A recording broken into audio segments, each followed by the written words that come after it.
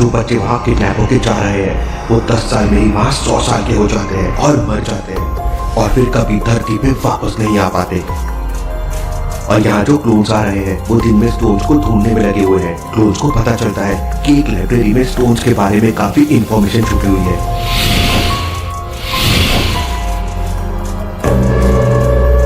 तो जोश यूनिवर्स का डोर इस बार लाइब्रेरी में खुलता है और पूरे भूत लाइब्रेरी में इंफॉर्मेशन ढूंढने लगते हैं। वहीं यश एक समुद्र के पास झोपड़ी बना के रहने लगता है। गोस्ट कल भी यहीं आए थे, जर्मनी को लेने शायद आज भी यहीं आएंगे। ठंड बहुत थी तो यश फायर लगा लेता है। फायर लगाने से उसमें यश को कुछ दिखने लगता है।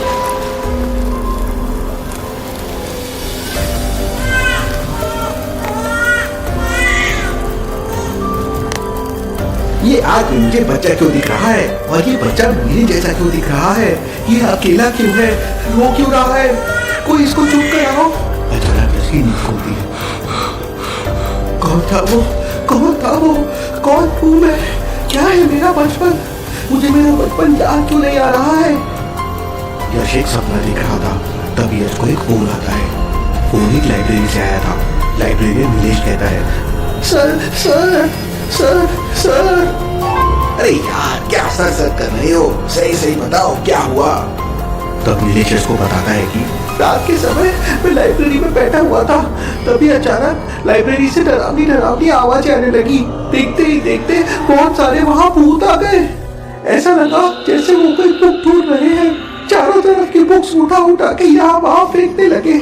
मुझे उठा के लाइब्रेरी से बाहर फेंक दिया। मेरी लाइब्रेरी सर, मुझे बचाओ सर। कहीं ये गोस्ट यूनिवर्स का डोर लाइब्रेरी में तो नहीं खुल गया, लेकिन आज ये बच्चे ढूंढने की जगह वो क्यों ढूंढ रहे हैं? बड़ी गड़बड़ लग रही है। यश तुरंत अपनी बाइक लेके लाइब्रेरी की तरफ निकल पड़ता है। गोस्ट यूनिवर्स के भूतों से फाइट करने में तो मुझे ही पसीना आ जाता है। कैसे निपटूं इनसे? रजनी होती तो सबको निपटा देती। यश लाइब्रेरी के पास पहुंच जाता है, लेकिन वहाँ एक नहीं बल्कि 3 लाइब्रेरी बनी हुई थी। यश कंफ्यूज हो जाता है कि कौन सी लाइब्रेरी के अंदर गोस्ट यूनिवर्स का दरवाजा खुला है। कुछ कला में क्या आप बता सकते हैं कौन सी लाइब्रेरी के अंदर गोस्ट यूनिवर्स का दरवाजा खुला होगा? सोचिए सोचिए।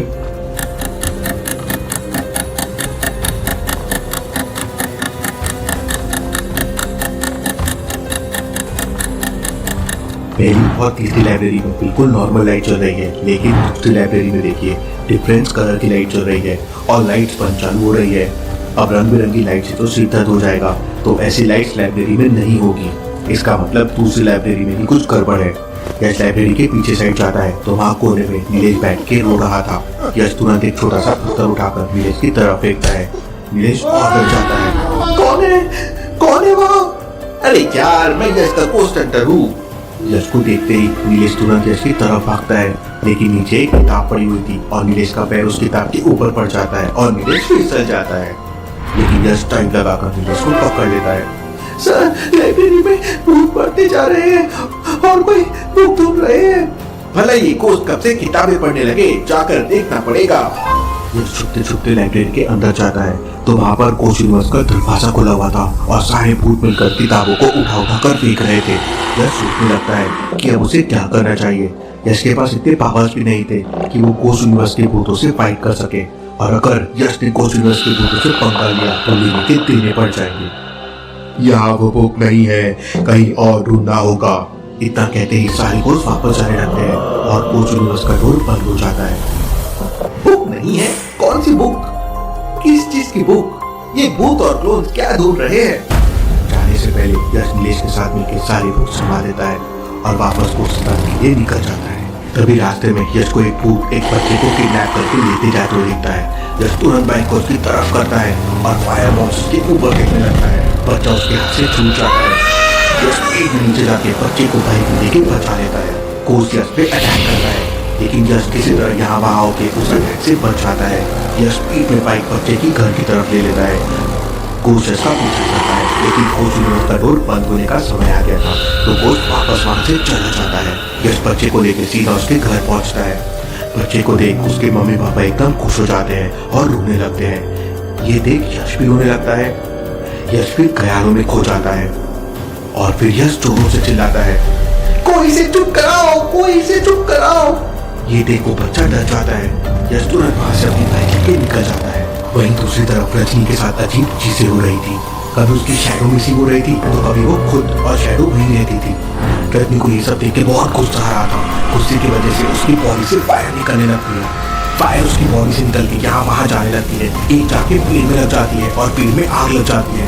आग फैलने लगती है और धीरे धीरे 3-4 पेड़ जलने लगते हैं। रजनी डर जाती है कहीं इसकी वजह से पूरी जंगल में आग न लग जाए। तभी वहां पे एक साधु प्रकट होते हैं और अपनी शक्तियों से पानी छोड़ते हैं और पूरी फायर रोक देते हैं। रजनी, तुम्हें अपने पावर को कंट्रोल करना होगा। उसके लिए तुम हिमालय की तरफ जाओ, वहीं तुम्हें इसे कंट्रोल करने की शक्ति मिलेगी।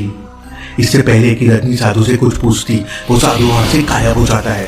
रजनी हिमालय की तरफ बढ़ना शुरू कर देती है कि तभी उसके बाजू से एक लेजर निकलती है। अरे ये क्या है? रजनी उस लेजर को फॉलो करते हुए आगे जाती है तो उसे वहां कोई प्रैक्टिस करते हुए दिखता है। रजनी को वो बराबर दिख नहीं रहा था। रजनी उसके पास जाने लगती है। वहीं दूसरी तरफ कोच जय सबसे पुरानी लाइब्रेरी में पहुंच जाते हैं। वापस कोई बुक ढूंढने लगते हैं। कोच के साथ क्लोज भी थे। उत्तर की तरफ स्टोन तक कैसे पहुंचा जाए वो ढूंढने की कोशिश कर रहे थे। उन्हें किताब मिलती है जिसमें उत्तर में स्टोन तक पहुंचने का रास्ता था, लेकिन स्टोन कहाँ छुपा हुआ है ये क्लियर नहीं था। क्लोन किताब को समझने की कोशिश कर रहा था। ये किताब में तो कुछ समझ नहीं आ रहा है।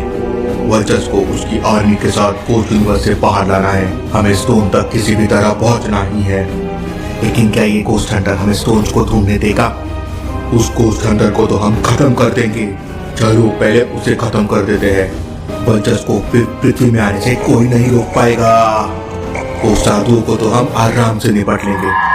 सारे गोस्ट वहां से यश को मारने के लिए निकल जाते हैं। वहीं यश आज बहुत सैड था। उसे उसका बचपन याद नहीं आ रहा था।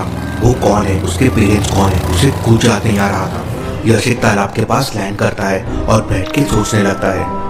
तभी उसे तालाब के पानी में वापस वही बच्चा दिखता है। बच्चा रो रहा था, जोर जोर से रो रहा था। उसे देख यश भी रोने लगता है। वो एक अलग सोच में चला जाता है। वही को यश तक पहुंच जाते हैं। सारे गोस्ट यश को घेर लेते हैं और उस पर अटैक कर देते हैं। यश का उन पर बिल्कुल ध्यान नहीं था, लेकिन जैसे ही लेजर्स यश के पास पहुंचते हैं, यश के अंदर से एक रोशनी निकलने लगती है और यश के आजू बाजू में एक पावरफुल कवर बन जाता है। गोस्ट अटैक किए जा रहे थे लेकिन यश को कुछ भी नहीं हो रहा था। यश वैसे ही पानी में अपने आप को देख रो रहा था और गोस्ट यश का कुछ नहीं कर पा रहे थे। क्या यश ने अपने पावर्स को डिस्कवर करना शुरू कर दिया है? क्या यश अपने पेरेंट्स के बारे में पता कर पाएगा? देखेंगे हम अगले एपिसोड।